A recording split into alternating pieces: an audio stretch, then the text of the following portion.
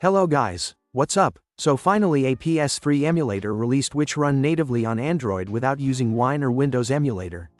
Name of this new emulator is APS3e and you can install this emulator for its official GitHub page. This emulator is not completely open source as it is written here. Developer also mentioned here that he will release its full source code when donation reach $2,000. I don't think this is right move because this emulator is also based on APS3e emulator which is free and open source.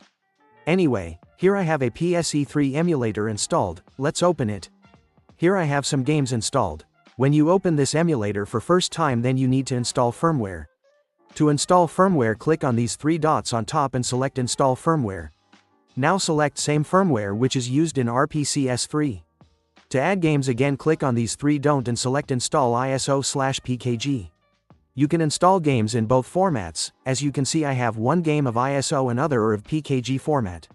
Select your games one by one and emulator will automatically install them. Your games may not show here after installing so click on these three dots and select refresh list to make your games appear. Let's test Sonic the Hedgehog 4. If your game force close like this then don't worry, just try to open it again and your game will boot. The control is just like Vita 3K emulator, maybe developer also use its components.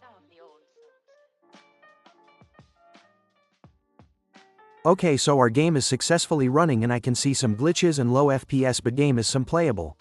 These glitches are meaningful because this is a new emulator and in future this emulator definitely become better. I will test out other games like God of War 3 in next video so, stay tuned for it and make sure you subscribe this channel and like this video.